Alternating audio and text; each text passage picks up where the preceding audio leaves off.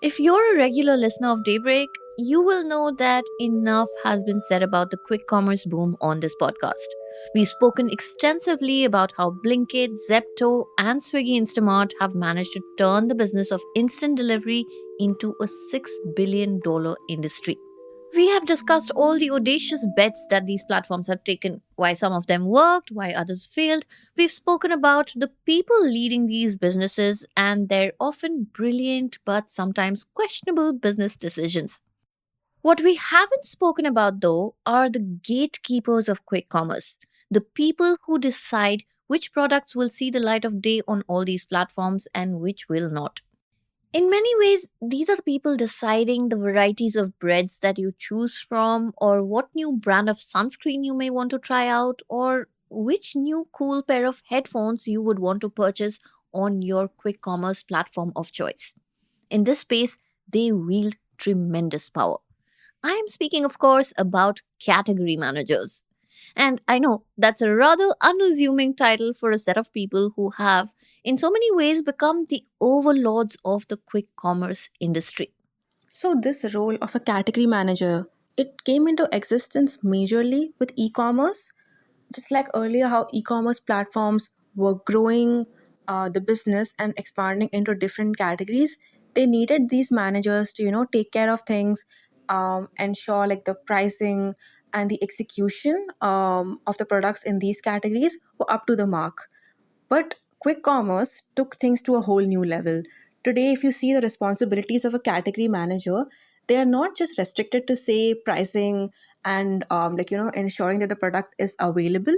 It also includes a task like what kind of a brand or what kind of a product is fit for which geography. So accordingly, on a day-to-day basis, they have to go through data and ensure the product which works best for a particular area or particular region is stocked at all times of the day. And in that aspect, their responsibilities have gone up significantly. And across categories, right? Pushing, say, the volumes, ensuring that a product is suited for 10-minute delivery. So today, it's a very quick and a very dynamic role compared to what it was in e-commerce. That was the Ken reporter Noha Burbre. She says that in the process, brands are often finding themselves bending over backwards to please these category managers just so that they amplify their presence on quick commerce platforms. They are going to unimaginable lengths, from amping up their social media strategies to grab these managers' attention to taking them out for drinks every month.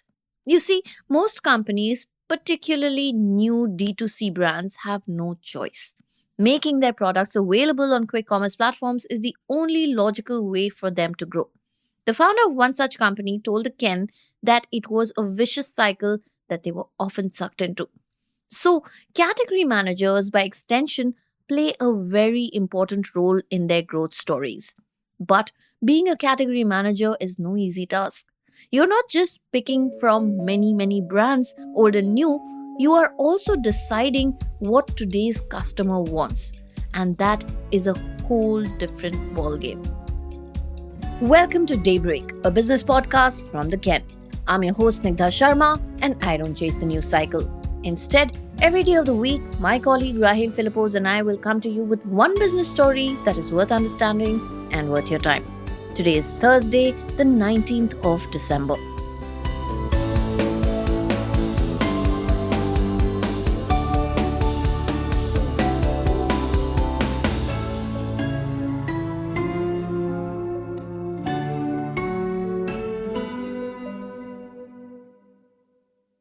Consider this.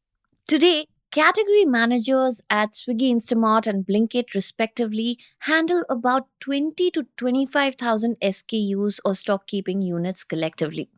That is more than triple the SKUs that they handled at the beginning of the year. And that is the kind of demand that exists today, and naturally, that number is only expected to grow. Which is why brands are willing to pay huge sums of money to these platforms to get featured. In fact, the demand is so high that even brands that are willing to spend that kind of money are now struggling to get in person meetings with a few of these platforms' category managers. Once they do, generally, Category managers then evaluate different brands and identify the gaps in their segments to ensure that their decisions are backed by data and business needs rather than just personal relationships. They also push brands to up their marketing and ad spend when required. For example, a founder that the Ken spoke to said that one category manager recently asked the owner of a chocolate brand to up their spending on advertisements. They said that their current spending was not even one tenth of what Cadbury was spending. More ad spend essentially means that these products will figure more prominently on the platform. Now, based on this, you would naturally assume that VC funded brands would have an edge because they have more money to spend on marketing. But according to Dipinder Binner, the VP of category management at Zepto, a brand's marketing spend is not make or break. It is the brand's products and customer appeal that these category managers care about. Binner told us how the company onboarded Beyond Snack, a chips brand, even before it got VC funding in 2023. And currently, its products are one of the top sellers across multiple platforms. Pretty much any brand, old or new, would want to hit a home run like that. Which is why multiple companies that we spoke to said that it has become imperative to keep category managers happy and to stay in their good books. Brands do that in different ways by inviting them for office parties or even sending them gifts for their birthdays or Diwali. All of these formal and informal engagements have become a crucial part of business development for many of these companies which are vying for a space on the quick commerce shelf. But at least four category managers that the Ken spoke to refuted these claims. They said that their platforms have strict policies discouraging them from meeting brands in such informal settings. But either way, the struggle is real for these brands, both big and small. And by big, I mean really big. Narayanan Hariharan, an angel investor in the D2C space, said that companies with turnovers in crores are also caught up in the quick commerce rigmarole. For the category manager, though, it is about striking a delicate balance between the many choices that are available today. More on that in the next segment.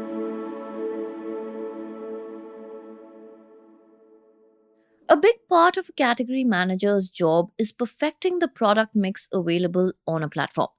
That means nailing the balance between the incumbents, the big legacy brands, and the new age D2C brands. It can't just be one or the other. Because in today's day and age, options are everything to a customer. Offering a whole range of products under every single category is essential for growth. That is why, for category managers, their days begin and end with keeping a close tab on offerings. They check the assortment of products, their procurement, replenish stock, look at the app's front end where customers interact, and even look at how products are priced in their respective categories. It is a pretty demanding job. You see, unlike with e commerce, quick commerce category managers take care of both the buy side and also the sell side.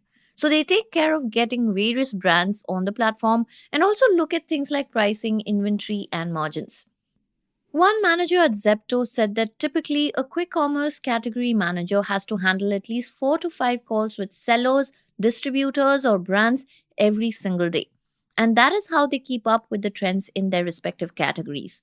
Multiple category managers that we spoke to said that the work is non stop and round the clock, which is why a lot of cold calls and emails to these managers tend to go unanswered. The Zepto manager that the Ken spoke to said that, yes, sure, there is a lot of quote unquote power that comes with the role since they control which brands make it to the platform and which don't. But all that power has left them with almost no time to maintain their relationship with brands in a lot of cases. We spoke to a manager at a small D2C wellness brand. It has been live on Blinkit since September this year and has been trying to get featured on Zepto and Instamart. The brand manager is in a WhatsApp group with two Blinkit managers, but the platform still has not fixed a time to meet. The brand manager at the D2C brand said that they have had far more luck with category managers at e commerce platforms. They tend to hear back from them within one day, and if busy, they generally let the brand manager know and reach out as quickly as possible. But like I said before, category managers have their hands full. And some categories are even more difficult to manage than the others. For example, while a manager working with categories like bread and personal care looks at about 15 to 25 brands, in apparel and electronics, the number quadruples. Which is why, even within the same kind of categories, there are multiple people. For example, some of them will handle chocolate or soft drinks entirely, and some others will cater to subsections like oil, fruits and vegetables, meat, eggs, and bread separately. The good thing for them, of course, is that all this responsibility and power also comes with a pretty hefty paycheck. Today, they are paid anywhere between 25 to 45 lakh rupees annually at the entry level. And that is about 10 to 15% more than an average e commerce category manager's salary.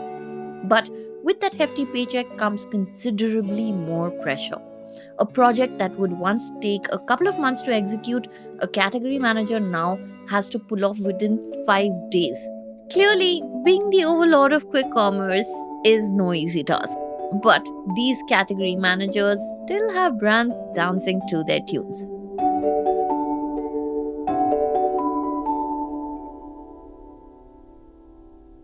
Daybreak is produced from the newsroom of The Ken, India's first subscriber focused business news platform.